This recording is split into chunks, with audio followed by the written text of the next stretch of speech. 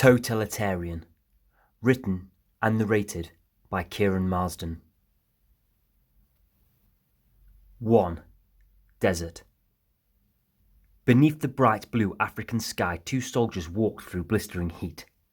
The desert stretched out like a bright abyss, looking like heaven and hell had been smashed together and scorched. To their left, houses resembled beaten faces with black eyes and punched-in teeth. Harry Harper, a battle-hardened soldier, walked bare-chested with desert camouflage trousers tucked tightly into his boots and a rifle upright in one arm. His pale skin had turned bronze in the desert sun. His grade 2 haircut was getting long, and the stubble on his face was a day from being a beard. He enjoyed this rogue look. A perk of the war, he thought. His comrade, Jensen, had a soft face with a natural smile. His head was clean-shaven, and his dark skin soaked up the sun and shined. The soldiers reminisced, and laughter acted like water on the brain, calming the inferno of war. Then the gunshots came. "Run!" ordered Harper. The soldiers pumped their legs as bullets flew past their heads, kicking up the sand around them. Metal hissed, sending adrenaline into the veins. They ran towards a derelict house, crashing their back against a decaying wall. "Whoa, you clocked them!" shouted Jensen, as bullets collided into the corner of the building, knocking dry debris into the drier air. "Of course," said Harper. His words a calm amongst the storm, knowing the bullets were coming from the desert. "Can you get them?" asked Jensen. "Switch up," said Harper, grabbing Jensen and throwing him aside. Harper moved closer to the corner of the building as the gunshots kept coming. Then silence. He threw his head around the corner and focused on the desert plain, then brought himself back into the safety of the wall as bullets collided against the building again. "You see them?" shouted Jensen.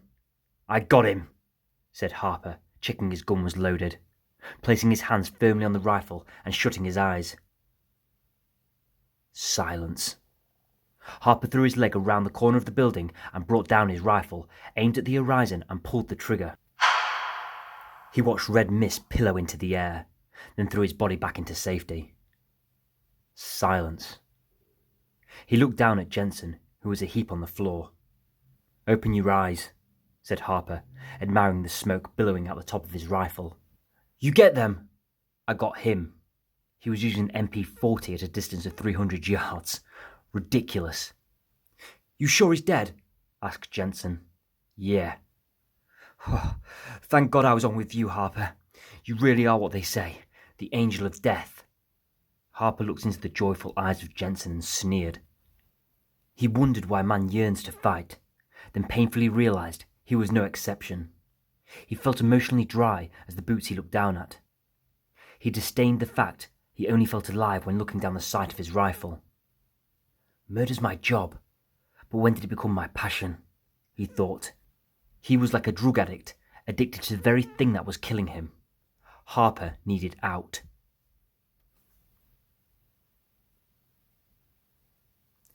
2. Raindrops. "He'll understand," she told herself, half-heartedly, forcing a smile through the misery. They'd had the weekend in Paris, the birth of his nephew, and the death of her father. They were close.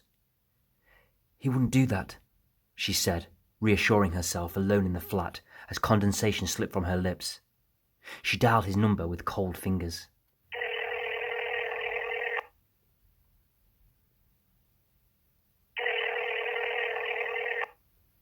"Hello?"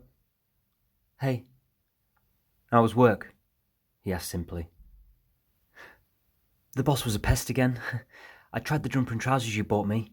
He didn't get the message. He still leered," she said, laughing delicately. "I thought he'd be getting bored by now." "Nope. Still pointless trips to the office. He'll get bored soon. The best thing is, I'm often out." There was a silence. They both knew what it meant. "I love you," she said, yearning for him to echo her words, but she only got silence. It was deafening. The cold room grabbed her, making her shudder, and she noticed the open window and soaked sofa from the rain outside. She put it to the back of her mind and took a deep breath. Then, in the cold room, she decided there was no better time. "I can't have children." The words slipped from her mouth and dropped to the floor. She wished she could catch them and hold on to them forever. You've always known, though, haven't you? Why didn't you tell me? I just didn't want to lose you, she said, crossing the room and closing the window. There was a thud, then more silence. She waited for him to speak, but nothing. Anxiety burned in her stomach. I still have you, don't I? She asked innocently like a child, trying hard to keep her voice under control. But still, silence remained. Do you love me? I love who you are, not what you are, he said. His voice broke and the phone went dead. Slowly, she sat on the wet carpet. She knew she had heard his voice for the last time. Then the tears came. They came hard, dripping down her cheek and turning cold on the rainwater below. She was alone again.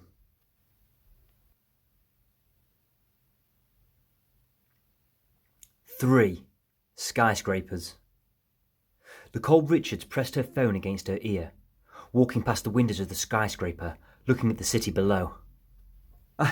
I don't believe it. Has it really come to this? She said, feeling a headache coming on. Lacole! Shouted her boss, Paul Preston, peering from his office door. What are you doing?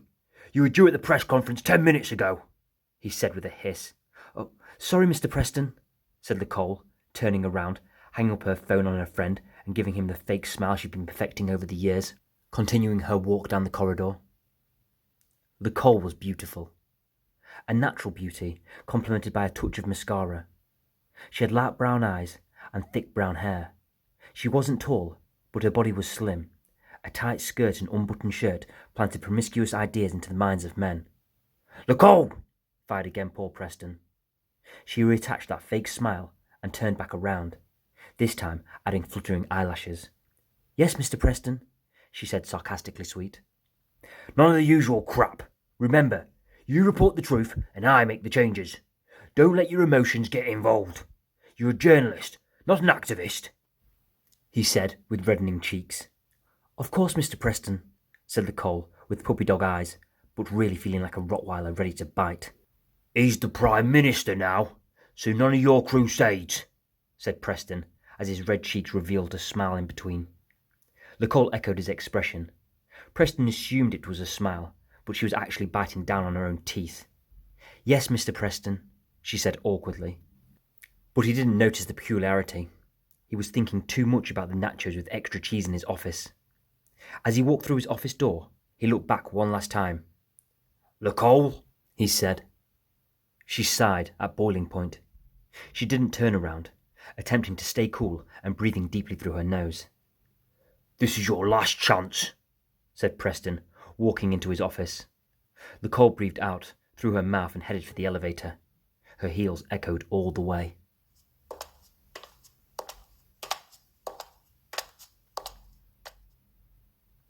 Four. Compound. Harper and Jensen walked to the fence of the army compound and sighed with relief. At the checkpoint, they passed an army guards on the road that led in and were given the nod. They walked the long road to the green tents and vehicles that made up the base in the desert.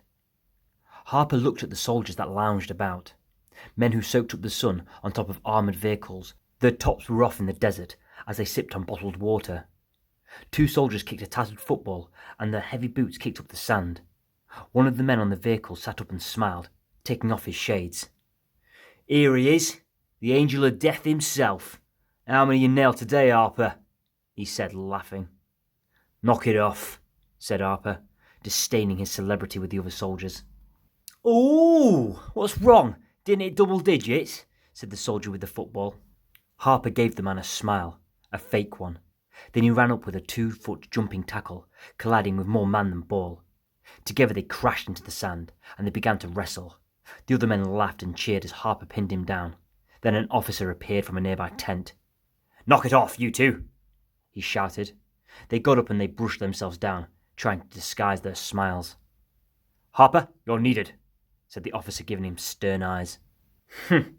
Get you later, joked the soldier as Harper followed the officer towards the tent he was required in. At the entrance stood 2 soldiers with rifles at the ready. Harper passed them and entered the tent with closed eyes. He embraced the cooler air. He opened his eyes and saw his commanding officer behind his desk, rearranging papers manically. "Ah, Harper, you're here. Wonderful," he said, moving more papers with some falling off his desk. "Can we have some privacy, please?" said the officer, taking his seat, then pointing at the chair in front of his desk. The other soldiers left them alone. The officer was Andrews. He was of the highest calibre, carrying a diminishing British pluck. He had ginger hair and an impressive moustache. His eyebrows constantly frowned, but a smile was a permanent fixture on his face. It was a peculiar look, as though he was ready to jump for joy or die in despair at any moment. He looked at Harper before picking up his whiskey amongst the chaotic papers in front of him. "Do you know why we're here?"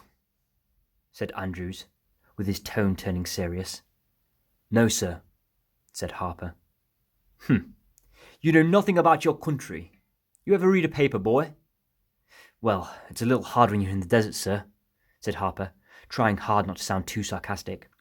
But Andrews wasn't listening, as he took another gulp. "I'm getting reports about unrest on the homeland.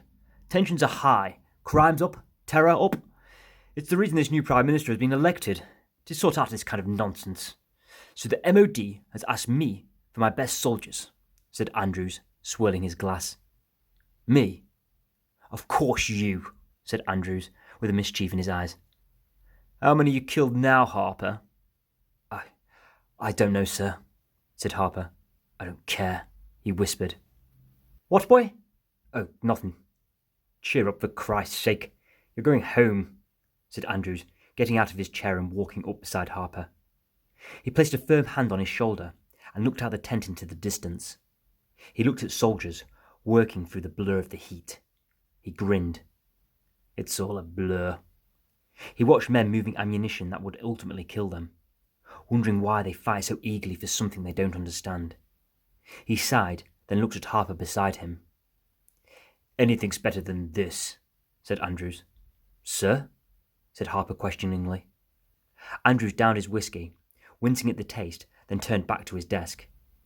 He took a seat and clasped his hands together. "Yes, Harper?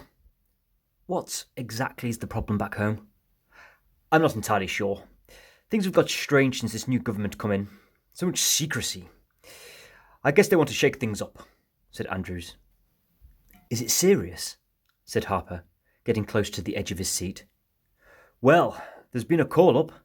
They want the best soldiers from each regiment. Sounds serious to me, boy. You think you can make the difference?" said Andrews, raising that eyebrow to new heights. Harper contemplated his future. He was tired of fighting a war he didn't understand. Killing people trying to kill you was only just justifiable in his mind. But going back home, making a real difference was something Harper could get passionate about. He rubbed the stubble on his chin like he was thinking, but his mind was already made up. "When do I get back?" said Harper. "Tonight, my boy," said Andrews, pouring another whiskey.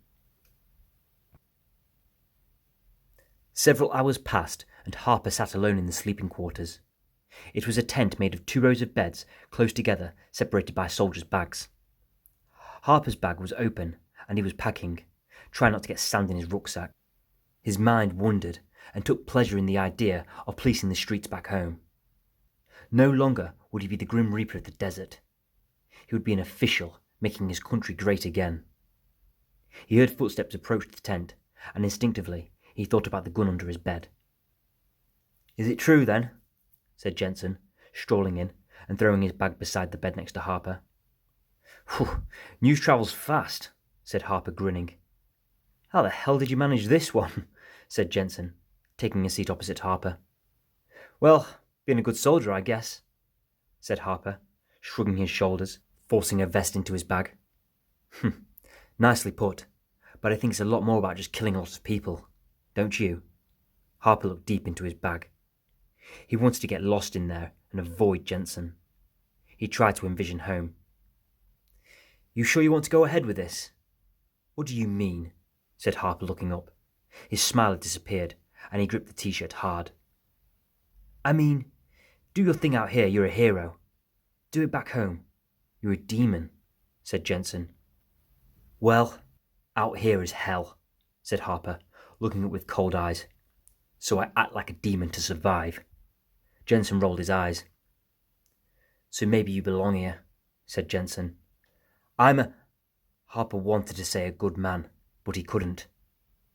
He could feel Jensen's words crawling under his skin. Good men don't kill families, Harper, said Jensen. Harper closed his eyes. He could feel his emotions and their intensity growing. He clenched his fists and imagined them colliding with Jensen's jaw. He imagined the back of his friend's head resting against the sand and his boot above his face. He held the rage deep inside, venting it by repeating, "It's true," in his mind. But pain lingered in his heart as Jensen gave him a sympathetic look. Look, all I'm saying is, it's different back there. You might not like it. It's different now, said Jensen with genuine concern. Harper's eyes were still closed as he watched shades of red diminish. I need to take a chance. You understand that? Said Harper, opening his eyes. Jensen sighed and stood up and walked towards the tent exit. He dragged his feet through the sand, and Harper looked at the trail mark it left. Jensen, said Harper, as his friend stood at the doorway. Bye. Jensen heard his words and stood there for a moment, stopping himself from turning around. Bye, Harry, said Jensen, walking out the tent. A delicate smile grew on Harper's face as he watched him, a smile that said, "Good luck, my friend. I wish you all the best." Harper wondered if he would ever see him again. After more goodbyes, Harper's time was up. The sun was beginning to set as he walked down the road towards the checkpoint. It was now lit up by small lamps, and they led to two armed guards. They gave him a nod, and the barrier lifted. No need for badge numbers or documents. They knew who he was. Outside the compound, a helicopter waited. Its propellers threw up sand, creating a haze in front of him. He passed through the man-made sandstorm and was greeted by a man wearing a light blue shirt, aviator glasses, and a thumbs up. "Harper, right?" he shouted over whooping propellers. "That's me," said Harper. "I heard a lot about you," said the man as they climbed into the helicopter. The man closed the door, shutting out barely any of the noise, and fastened their seats. "All good, I hope," said Harper. "Well, I guess killing is good in a war zone, right?" The helicopter took off, and Harper looked down at the place he had spent the last 6 months. He noticed how isolated it was, how alone. After a minute, the compound was gone, a dot on the horizon as they flew through the sky. As it drifted away, he felt relief, but as he closed his eyes, he was haunted by its presence. The eyes of his victims looked at him from inside his head, sorrowful eyes of people that didn't deserve to die, especially the innocent eyes of a particular child that kept him up at night. Harper said sorry and promised to make a difference back home, promising to become a better man.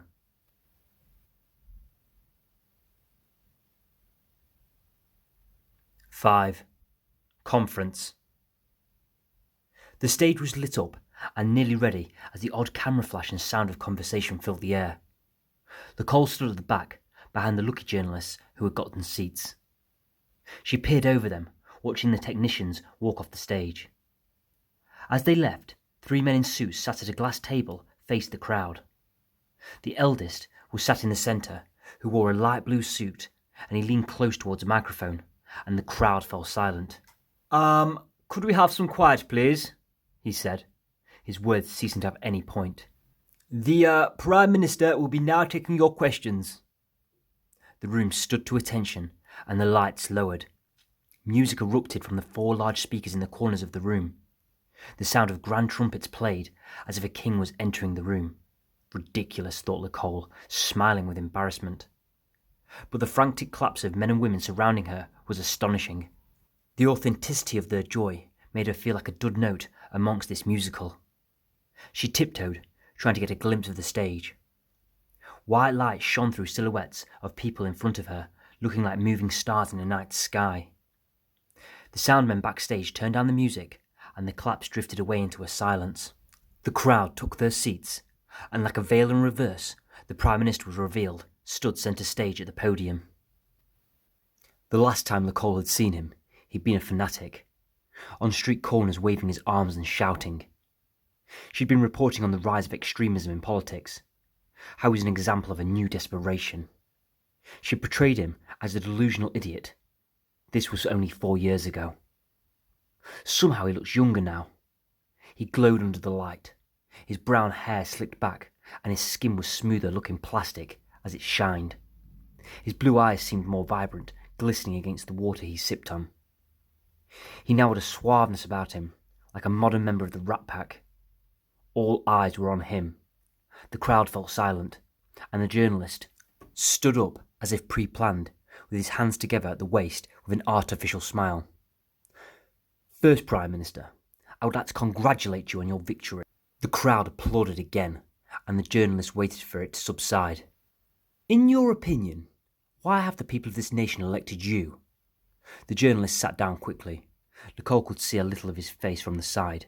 She noticed his smile disappear instantly as the spotlight shifted away. She watched his anxiety and relief get tangled together. The Prime Minister took another sip of water. "There are 3 reasons: desire for change, desire for smarter decisions that benefit the people of this nation rather than hinder it. But overall, we've had enough." Applause broke out the moment he finished, something Lacole hadn't expected. She thought the Prime Minister had a strange voice. Working class, but had learned to pronounce his words a little more eloquently on his rise to the top. He had become a medium, poor or rich, north or south. He was the middleman and the master of the art he had created. He brought people together, regardless of class and wealth, and he made them feel a part of something. When he had gathered a nation's trust, everything changed quickly. His campaign had begun about the country, but it soon changed to become about what it wasn't, and he pointed a demonizing finger at whatever that was. If you wasn't in, you wasn't wanted. The applause came to a stop, and a second journalist stood up. Lacole almost thought it was the same man. He seemed identical. "Prime Minister, what's the first thing you intend to do?" he said confidently, as the Prime Minister smiled shrewdly. "To change this nation back to greatness. We will rise. A new beginning is upon us," demanded the Prime Minister, slamming his fist on the table. The crowd rose and burst into applause. They were captivated. The smiles of men and women reminded her of a darker time in history. The Prime Minister smiled, looking like a screenwriter watching his film come to life. The cheers got louder with Lacole's fears. She worried any chance of turning back had almost disappeared. She had to do something. As the crowd took their seat and a third journalist stood, Lacole took her chance. "Prime Minister!" she shouted from the back of the room. A wave of heads turned and burrowed into her. She had everyone's attention. "Why are you a fascist pig?"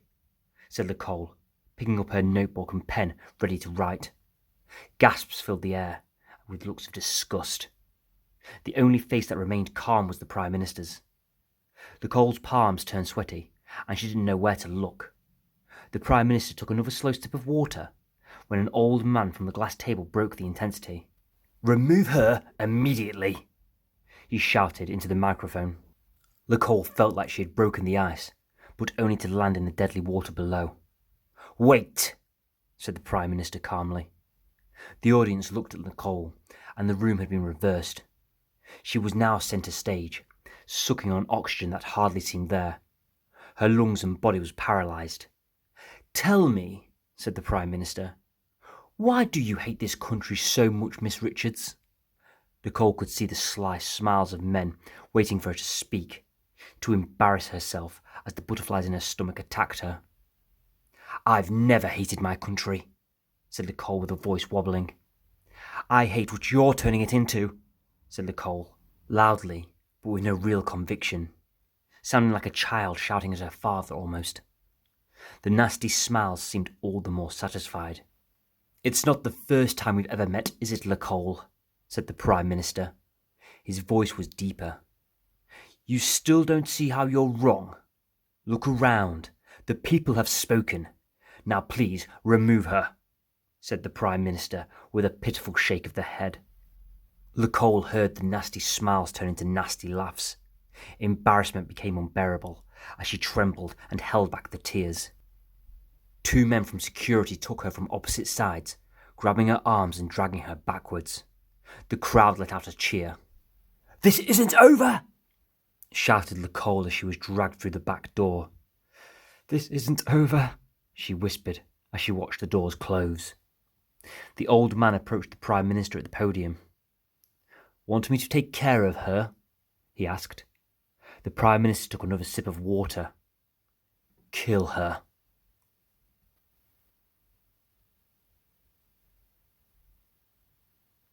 Six. Epiphany. Darkness clung to the walls like a dirty cloud. The only sound was the dripping of water and slow breaths. Damp could be felt on the tongue, and thick musty air made her feel ill. There was no window. The only part of the room offering hope was a light bulb dangling and glowing dimly in the centre of the ceiling. Lacole lay motionless, unsure of everything as pain filtered through. She could barely think. Her brain wasn't moving, and her mind was struggling to comprehend emotions she had never felt. Then a voice cut through the darkness. "You think you can get away with that?" hissed a man's voice. "Who the hell does she think she is?" said a second. Lacole was unsure where the voices came from. She plucked up the courage to shout back. "You can't get away with this. You can't treat someone this way." Lacole shouted with as much conviction as she could manage. "Oh, you're wrong," said a deep voice from the dark. "So wrong," echoed another. Lacole couldn't think clearly, looking at the blood spilling from her knee, dripping into her cut tights. "When I get out of here, you're all in trouble. Big trouble.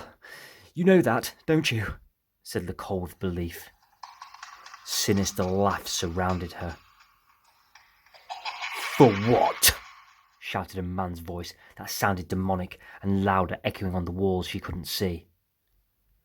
"False imprisonment," said Lacole as her chin trembled. Laughter again filled the room from what seemed like more people. "Oh, my dear, you are a prisoner," a voice slithered as footsteps approached. A man stepped into the light, wearing black leather boots, followed by black trousers and a black military jacket. The man looked down at her with judging eyes and thin glasses. Crow's feet plagued the corner of his eyes, and his hair was grey. He smiled with teeth that were nasty and yellow. Revealing themselves slowly into the light were 2 younger men in the same uniform and judging eyes. "You wait until the police hear of this," shouted Lacole defiantly. The trio looked at each other, smiling, and began to laugh as the older man lowered himself and took off his glasses, looking Lacole in the eyes.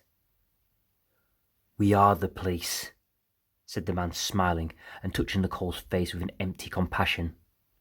Lacole trembled and wondered what had happened.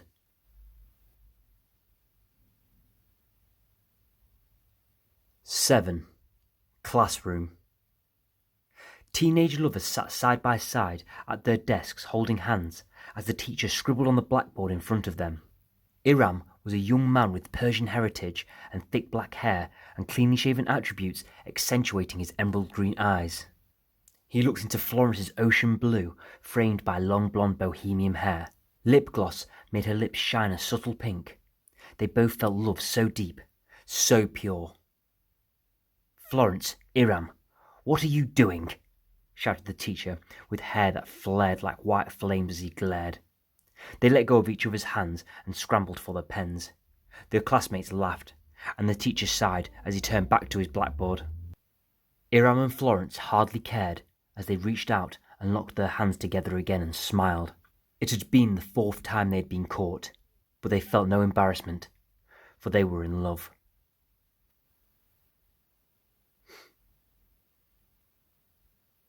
Eight. Greetings. Burly blokes filled rows of chairs. They were soldiers in class. The carpet was a hard grey, and it hurt the balls of the feet. A whiteboard in front of them had scribbles of red pen on it, with names and numbers that made no sense. The room had no distinguishable character, which couldn't be said about the men in the room. They were from all regiments and army divisions.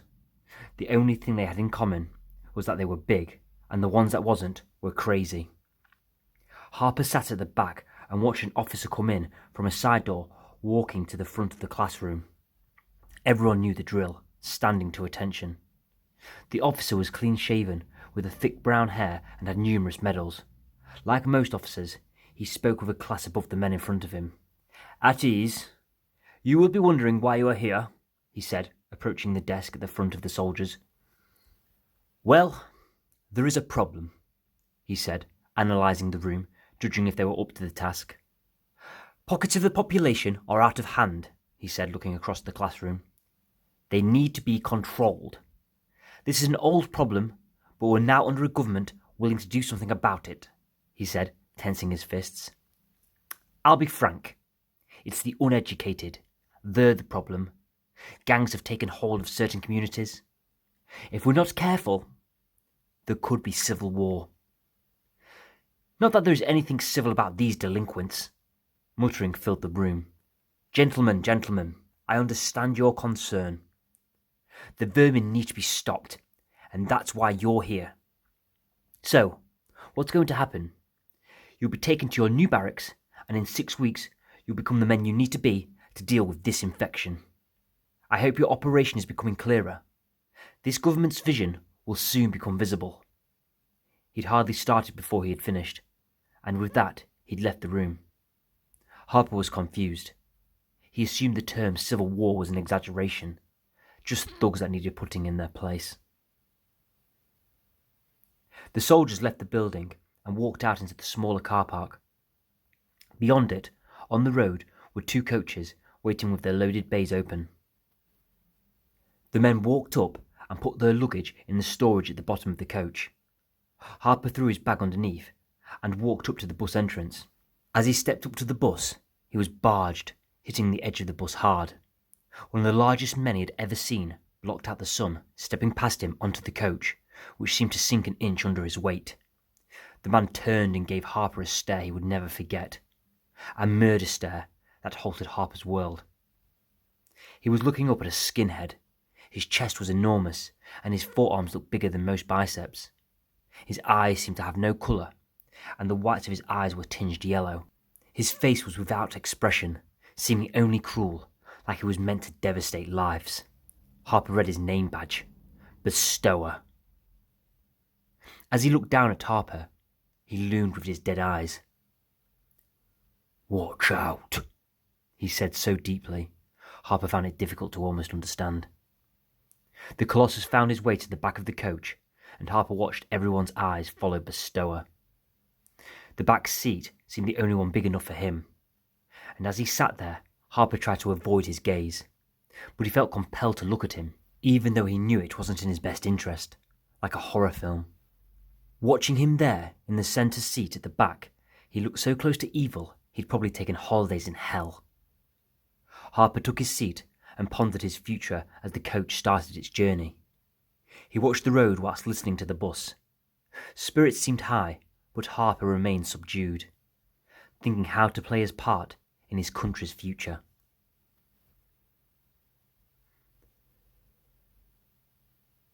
"9. Torture. Lacole hung from a stone wall, suspended by handcuffs, hardly able to move. Her head hung with her feelings, hearing footsteps approach. The older man in his sinister black uniform now stood in front of her and ran his finger down her waist. It was painful, but she slowly looked up at the old skin that drooped under his eyes. There was a small red scar on his cheek that made the skin look thin. He smiled. It seemed unnatural and confusing. He felt the stitching in Lacole's skirt, then lifted it, placing his hand high on her thigh, feeling the edge of her tights. He raised his hand higher, feeling her bare skin, and with it her shiver.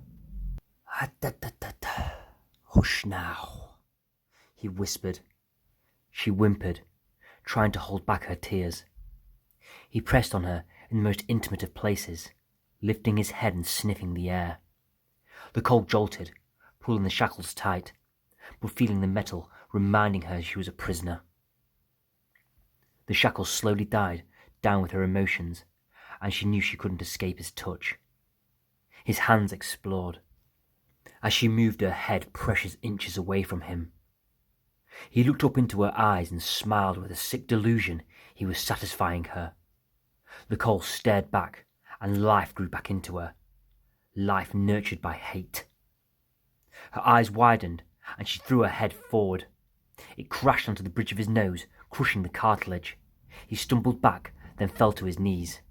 Then, through bloody fingers, his head turned slowly to the table in the corner of the room. Lacole could see a shimmer of blades. The true horror of the room began to suffocate her, as she realized she was the victim in a torture room. "You bitch!" he hissed, climbing to his feet, turning his body towards the blades but keeping his eyes on Lacole. "You broke my nose," he said. In the darkness, Lacole watched him look at the knives with a fascination. Blood now covered the bottom of his face, and he breathed heavily and looked at her with a dirty evil. Then picking up a knife, he ran his finger down the blade, holding it upwards with focused eyes. "Yes, she will do," he said with a disturbed smile. He walked towards her, and everything was black. The only colour was the red of his blood-stained teeth as he smiled. Lacole waited for fear to come, but it did not. She felt nothing as the knife got closer. "Not like this," she whispered, closing her eyes as she waited for the agonizing end. Then a voice came from behind the demon in front of her. "Stop! The Prime Minister wishes to see her." A door had opened and light shone in. Lacole opened her eyes and slowly felt something. Neither good nor bad, but feelings. They were there, as a tear dropped onto the concrete floor below her, followed by the knife.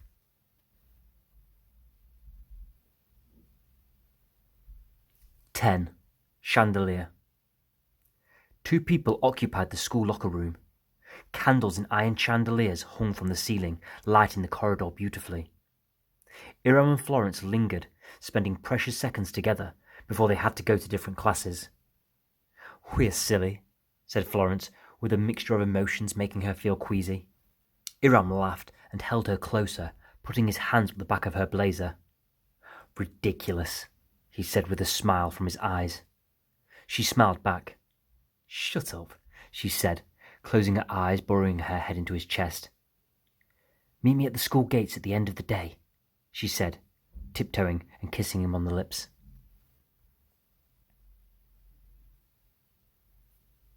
11. Salute. In the courtyard, with his arms behind his back and his chest out, was the corporal. His eyes moved across the men in front of him, like a lion stalking its prey. He wore a burgundy beret, and hair of a similar colour round the edges peeked out. He looked hardened by life. The stress hadn't resulted in a misery. It had manifested in hate. His tight lips and dark eyes disguised dark thoughts. His skin looked like leather, tough and bronze. He wore a camo overall with his sleeves rolled up, and his permanently tense forearms were dotted with freckles and aged green tattoos. He now looked at the parade square, and 10 feet ahead of him was a new batch of soldiers.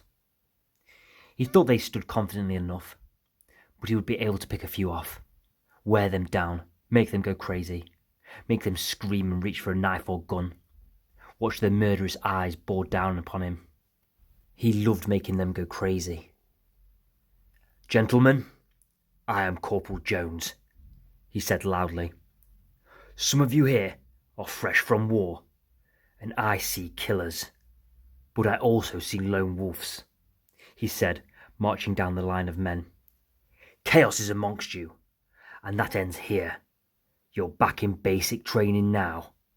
My job is to tame these wolves, and shoot one if it gets out of hand," he said, noticing the man at the end wasn't looking. Corporal Jones quickened his pace, approaching the soldier. "No tolerance, a totalitarian approach," he said, marching, then standing in front of the man looking at the clouds. As the soldier looked down at the corporal, he was punched in the face.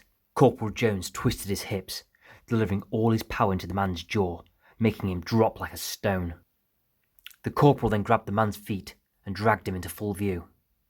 The man's head unconsciously scraped along the gravel, making the men cringe. "We don't have our heads in the clouds, we look forward," said the corporal, letting go of the man's feet, then straddling him, sitting on top of his body. As the man was regaining consciousness, his head crept up, and Jones threw his right fist into the man's face, breaking his nose. Without pause, I left crushed bone. He continued, and the sound of knuckle hitting face seemed to echo as the soldiers watched in silence. Some began to avert their eyes as blood seeped onto the parade's concrete. The corporal looked at the soldiers as another man's blood dripped down his face. "Didn't you hear me? We look forward," he shouted, taking big breaths. The soldier on the floor had stopped moving, but the fist didn't. Corporal Jones then stopped, and then looked at his victim, breathing long, dying breaths.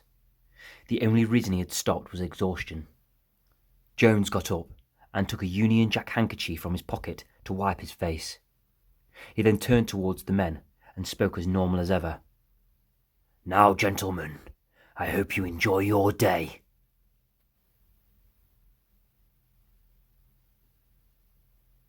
Treehouse.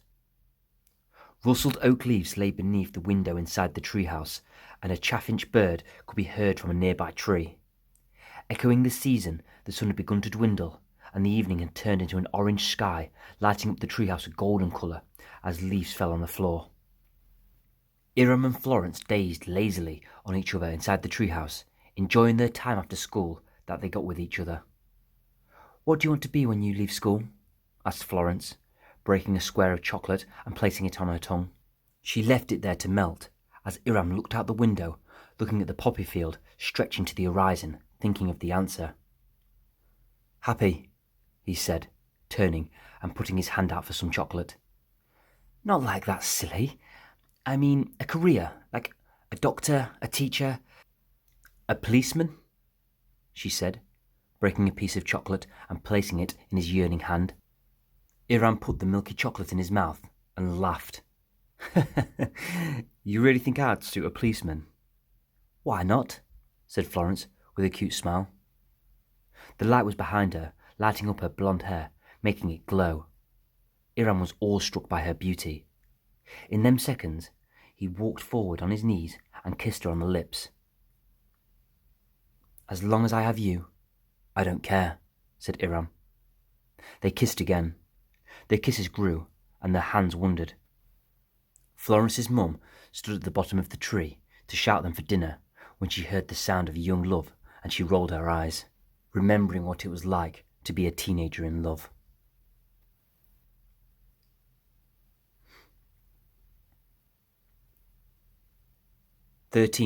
Benches. The smell of boiled vegetables filled the air as two women in white aprons sweated over two kitchen pans. Mashed potatoes, peas, carrots, and gammon was on the menu in the scoffhouse as the soldiers ate in silence. It felt like the first day at school as nobody wanted to talk, feeling uneasy about the brutality on the parade square. Harper felt the silence needed breaking, as it was unbearable. He looked at the other men looming over their plates and spoke. "Got a little messed up out there, don't you think?" he said, like a hopeful fisherman, wanting someone to take his bait. It didn't work. They continued to eat, hardly noticing him at all. But in truth, it was partly bravado acting, keeping cards close to their chests. The only movement was twitching eyes that looked annoyed he'd even brought it up. Then, "Hell yeah! How messed up was that?" came an optimistic voice from a slim young man down the table. The man looked out of place, stuck between men twice his age and size. It was an innocent face, sipping on a carton of orange juice. Then another voice. "You see how messed up his face was? Oh, would have been kind if the corporal shot him. Prettier too," said the other man. Harper looked the other way and saw a small stocky man who looked older than most of the men. "What's the matter?" said another man's voice. The moment he spoke, everyone on the bench looked at him, like he'd been in the back of everyone's mind the whole time. It was the Colossus who had knocked into Harper on the coach, but Stower. He was a little further down, and he looked in disgust as he stopped eating. Harper looked at Bestower and saw muscle that shouted, "I'm stupid." A man too concerned with lifting weights. In other words, too concerned with what people thought of him. It was these drones, high on steroids, the army loved to see walking into the careers office. These guys were perfect to mould because they didn't have the capacity to realise they were being pushed around in the way that they never wanted to be. An army's whore, thought Harper, looking at Bestower. He stared at Harper, and Harper just stared back. "Look, that guy got what he deserved, and I suggest you cut out that sympathy," said Bestower, pushing the men next to him as he stood up and took his food and walked off. Harper sat bemused as the rest of the soldiers continued to eat. "That guy's creepy," said the young skinny man, looking at Harper with turquoise eyes like the Mediterranean. His appearance was very Nordic, like his forefathers would have been cutting wood in a Scandinavian forest. "Tell me about it. If you saw that guy in a nightmare, you wouldn't wake up," said Harper, smiling. "His name's Bestower," said the older stocky man. His hairline was receding, which looked worse because of his hair that was almost black, making his pale forehead look bigger. His nose was wide and bulbous, and his eyes had a dark like mahogany with specks of amber. "I heard he took out an entire building once," said the skinny teen, looking left and right, making sure Bestower wasn't listening. "Alone. With a sword." Harper looked at the older man, smirking. "Yeah, right," said Harper, bursting into laughter. "You what?" said the older man, as conversation took a lighter tone. "What's your names?" asked Harper with a smile. "I'm Leach," said the stocky man with mahogany eyes. "Walker," said the fresh-faced youngster with a friendly nod. "Harper. Nice to meet you."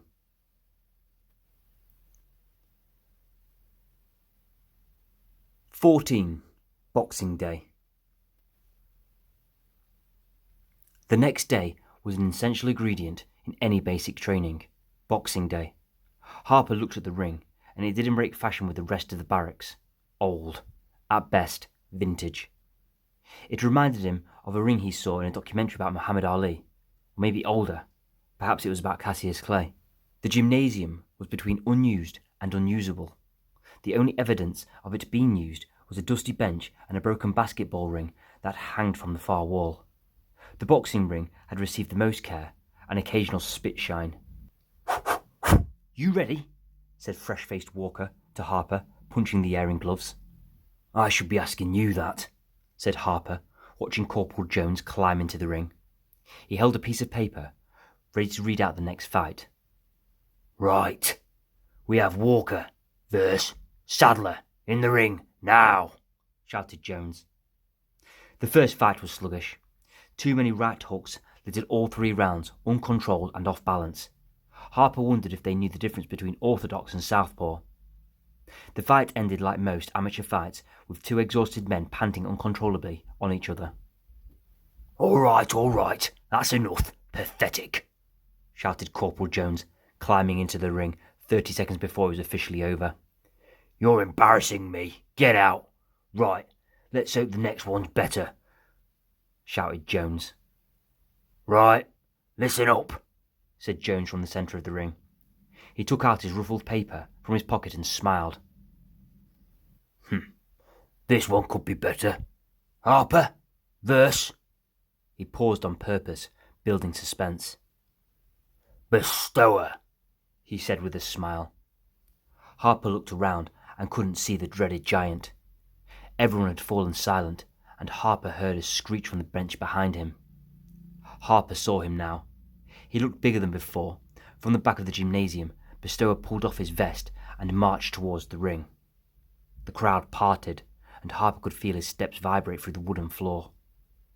He climbed onto the ring, which creaked in pain under Bestower's weight. Then he stepped over the top rope. Harper felt nervous, an unusual feeling for him to make him feel very ordinary indeed. He wanted to move as adrenaline shot up and down his arms. "Good luck, mate," said Leach, like a bad joke. "Harper, get a move on," ordered Corporal Jones. Harper approached the ring, looking up, really sizing him up. He had to be at least 6'5", muscles protruded out of places Harper didn't know they could. He was what they called big-boned, with a layer of muscle enhanced by steroids for good measure. Veins looked like ivy reaching up towards his face. Finding no light there, he thought. As he climbed onto the ring, Bestower stared with dead eyes, stalking his prey.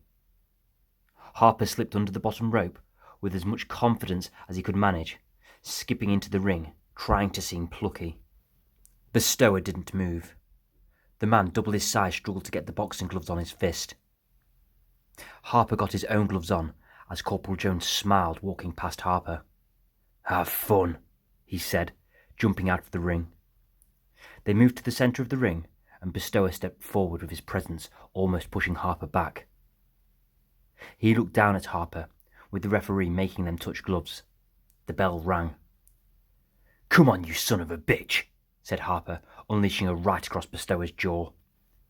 The crowd gasped, but it felt like concrete as his eyes widened. The crowd then erupted and Harper sank. Not believing the little effect the punch had had, the Colossus let out a huge right, but it missed. Harper grinned and capitalised, sidestepping, throwing a body shot. The punch made a dull thud, like hitting a heavy punch bag. Harper quickly refocused, sending the same punch to his opponent's chin. Again, like hitting a statue, he hardly winced. Harper realised he could barely hurt the guy, but he could win on points. So he stepped in and out, double jab right reverse, left hook right. The big man struggled, his feet were misguided, and his face grimaced. Harper was like a cat fighting a bear, as Bestower rested on the ropes, trying to keep up with the pace, trying to protect himself. The crowd roared. Harper was in control, picking off the big man. Bestower shrank into the ropes. Harper was relentless. Jab, jab, body, hook, thud, thud, thwack, thud. Sweat dripped down his face as his heart burned and lactic acid dripped into his veins. Harper couldn't keep up the pace, but couldn't risk giving Bestower a chance, so he kept on hitting. He was at boiling point. His arms gave in. And in that moment, Bestower grew and stood up straight, like watching the evolution of man, upwards and upwards to a god who glared down at Harper. The crowd fell silent, and 3 words left Corporal Jones's mouth like a death sentence. "Rope-a-dope." Bestower with all his weight threw a fist down so powerfully he felt his back tweak. The fist crashed into the top of Harper's head, sending a shudder to his feet. The impact sent sweat beads up like fireworks as Harper toppled over and collided with the ground. Nothingness. Then, 4, 5, Harper heard with blurred vision, staring at the canvas. 6, 7. Adrenaline rushed into him, and with a shake and drunk knees, he was up at 8. Feeling dizzy, he raised his guard, and he did his best to conceal the real him. Corporal Jones gave the nod, and the fight was on again. Bestower moved in. He delivered a shot to the gut, and Harper's chin followed the pain. A right uppercut greeted it, sending Harper flying to the ropes. He was like a fly caught in a web, as Bestower gave him a tirade of punches. The crowd couldn't believe he was still standing, as blood began to run down his face. Bestower kept punching, and they wondered why the fight hadn't been stopped. Bestower's rage grew, seeing Harper's refusal to go down as an insult. The giant snapped. He sent a knee into Harper's groin. He felt a thud, then a sickening pain take hold. He dropped to his knees, and Bestower stood before him, breathing deeply, watching his victim. He wanted Harper to fall down, like a samurai waiting for his victim to take an honourable death. But a shameful silence took hold, and everyone knew the fight was over except Bestower. Bestower stepped back, and then swung his boot across the face of Harper. A shot of blood laced the air, and hit the dirty canvas the same time as Harper's head. He was out cold.